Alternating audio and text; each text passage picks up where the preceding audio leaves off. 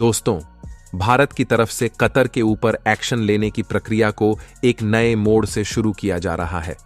अपने natural gas के भंडार पर घमंड दिखाने वाले कतर को इस बार भारत झुकने पर मजबूर कर देगा। और सिर्फ कतर ही नहीं, बल्कि कई देश इस बार भारत की चपेट में आने वाले हैं। बड़ी खबर यह है कि भारत को करीब 1700 बिलियन क्यूबिक मीटर गैस के भंडार मिल चुके हैं। ये भंडार इतने हैं कि भारत को अगले 100 सालों तक किसी भी देश से गैस को इंपोर्ट करने की जरूरत नहीं पड़ेगी। और ऐसा नहीं है कि भारत को इस खजाने के बारे में पहले नहीं पता था। भारत को इस खजाने की जानकारी बहुत अच्छे से थी, लेकिन भारत भी यह जानता था कि कई देश अपना कच्चा तेल और गैस भेज करके भारत में अपने बिजनेस आगे बढ़ा रहे हैं। इसलिए भारत सरकार ने इसमें एक्टिव होकर काम नहीं किया। लेकिन पिछले 1 साल में कच्चे तेल और गैस के प्राइस में जो फ्लक्चुएशन आई है, जिसकी वजह से अब भारत सरकार को एक्टिवली इस प्रोजेक्ट पर काम करना पड़ रहा है। पूरी जानकारी क्या है, इस छोटे से वीडियो में समझते हैं। भारत जिस तरह से ऑयल और गैस के ऊपर निर्भरता को बढ़ाने में कामयाबी हासिल कर रहा है, उसके लिए इस वीडियो को एक लायक जरूर करें।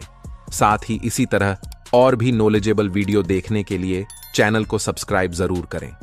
दोस्तों, हम बात कर रहे हैं भारत के अंडमान और निकोबार हिस्से के बारे में। अब तक शायद आपको यह खबर मिल चुकी हो कि यहां पर ऑयल इंडिया अपने प्रोडक्शन को शुरू करने जा रही है।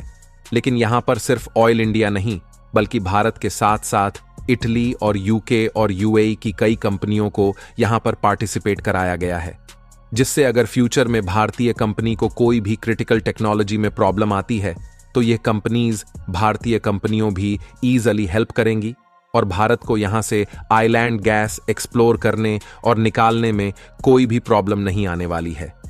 रिपोर्ट के मुताबिक बताया गया है कि अंडमान निकोबार के एक्सक्लूसिव इकोनॉमिक जोन में 1700 बिलियन क्यूबिक मीटर गैस या फिर कहें 17 बिलियन टन हाइड्रोकार्बन मौजूद है।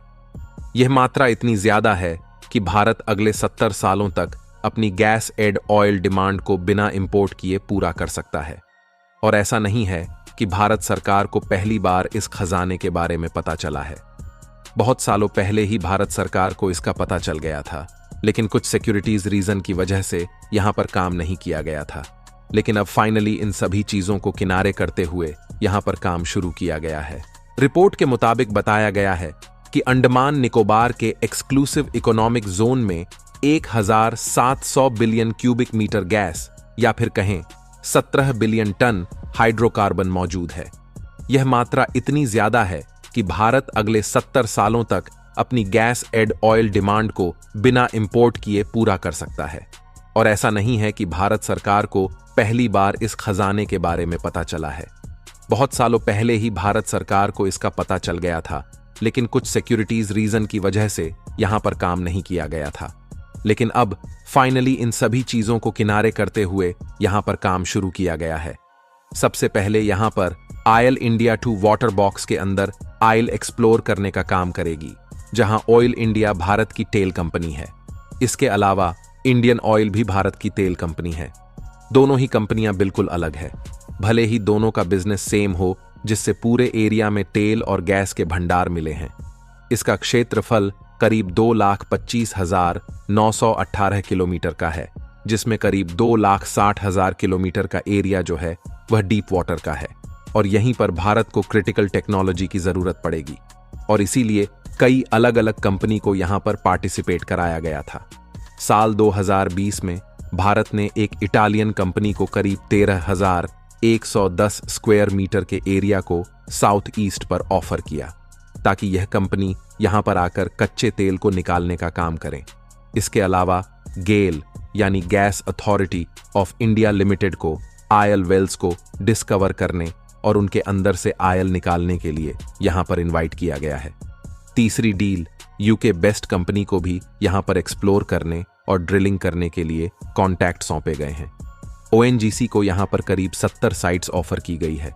इसके अलावा एमओयू भी साइन किए गए हैं और ऑयल इंडिया अब 5वीं डील बन चुकी है, जो कि 2025 से यहां पर अपने ड्रिलिंग प्रोसेसर को शुरू करेगी। इसके अलावा यदि आपको याद हो तो कुछ दिनों पहले ही खबर सामने निकल कर आई थी कि कतर ने भारत की दिग्गज कंस्ट्रक्शन और मैन्युफैक्चरिंग कंपनी एलएनटी के ऊपर करीब 230 करोड़ रुपए की टैक्स पेनल्टी लगाई है। और इसी क्रम को आगे बढ़ाते हुए आज एलएनटी ने बड़ा फैसला लिया है, जिसके बाद एलएनटी भारत के अंदर एक ऐसी मशीन को मैन्युफैक्चर करने जा रही है जिससे हम दुनिया की सबसे साफ सुथरी और पावरफुल गैस को देश के अंदर ही तैयार कर पाएंगे। और ये एक ऐसी गैस है जिसकी डिमांड ऑलरेडी पूरे यूरोप और पूरे मिडल ईस्ट सहित दुनिया के बड़े बड़े देशों में भारत से एक्सपोर्ट की डिमांड की जा चुकी है। लेकिन भारत की तरफ से बनने वाली ये गैस कहीं ना कहीं कतर के काफी बड़े गैस मार्केट पर इंपैक्ट डालने वाली है। देखिए, पहले तो कतर ने भारत के 8 एक्स नेवी ऑफिसर्स को पेनल्टी की सजा सुनाई और उसके बाद भारत के अंदर कतर की फाइल खुलनी शुरू हो चुकी है। पहली फाइल मिली जीएसटी की, जहां पर 50,000 करोड़ से भी ज्यादा की टैक्स चोरी कतर ने भारत से की और कहीं ना कहीं कतर के अंतर्राष्ट्रीय स्तर पर बेइज्जती शुरू हुई। तो कतर ने भी भारत की कुछ फाइल खोलने शुरू कर दी और उन्होंने भारतीय दिग्गज construction and manufacturing company L&T के करीब 230 करोड़ रुपए की टैक्स पेनल्टी लगा दी। लेकिन कुछ समय बाद इस प्रॉब्लम का सल्यूशन होने वाला है और कतर के 500 लोगों को अरेस्ट किया जा चुका है जिन्होंने भारत के अंदर आइडेंटिटी के बेस पर टैक्स चोरी की है। आज के सबसे इंपॉर्टेंट खबर की बात की जाए तो कतर को अपनी जिस गैस के भंडार पर घमंड था वो सपना टूटने वाला है, क्योंकि रिसेंटली आरसीसी यानी कि solar energy corporation of India की तरफ से भारत के अंदर इलेक्ट्रोलाइजर मैन्युफैक्चर करने के लिए टेंडर अपलोड किए गए हैं। और आप यकीन नहीं करेंगे, जैसे ही चुनाव के नतीजे आए उसके बाद भारत के स्टॉक मार्केट के अंदर जो बड़ा बदलाव देखा गया है, उसके बाद कंपनी इंडिपेंडेंट होकर के भी बड़ी बड़ी मशीनों और टेक्नोलॉजी में इन्वेस्ट करना शुरू कर चुके हैं। और यदि नए टेंडर की बात की जाए तो इसमें Reliance Industries Limited, Adani group, JSW group और एल&टी ने पार्टिसिपेट कर लिया है। ये सभी कंपनीज भारत के अंदर इलेक्ट्रोलाइजर्स को मैन्युफैक्चरर करेंगी, जिससे बड़े स्केल पर देश के अंदर ग्रीन हाइड्रोजन प्रोडक्शन की जाएगी।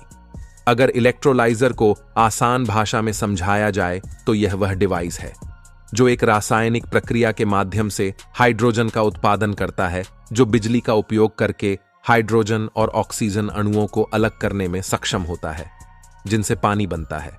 दोस्तों, 8 नेवी अफसरों की रिहाई की बात करें तो 8 भारतीय नेवी अफसरों की तीसरी सुनवाई गुरुवार को दोहा की अपील अदालत में हुई और अगली सुनवाई जल्द ही कैसेसन कोर्ट में होने की उम्मीद है, जिसके बाद काफी ज्यादा उम्मीद बन गई है कि इंडियन नेवी के पूर्व अफसरों की भारत वापसी का रास्ता साफ हो सकता है और उनके गले में फांसी का जो फंदा लटका हुआ है वो हट सकता है।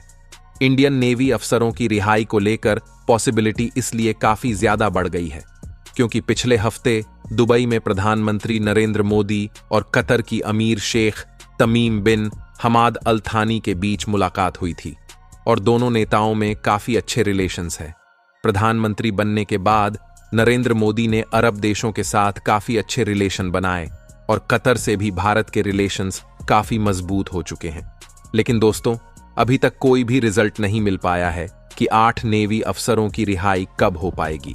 दोस्तों, भारत को जल्द से जल्द तेल और गैस को निकालने का काम करना चाहिए ताकि हमारी निर्भरता पूरी तरह से खत्म हो सके और जो देश भारत को आंखें दिखाते हैं उन पर लगाम कसी जा सके कि नहीं, हमें कमेंट बॉक्स में जरूर बताएगा और वीडियो को लाइक करके अपने दोस्तों के साथ जरूर शेयर कर दीजिएगा।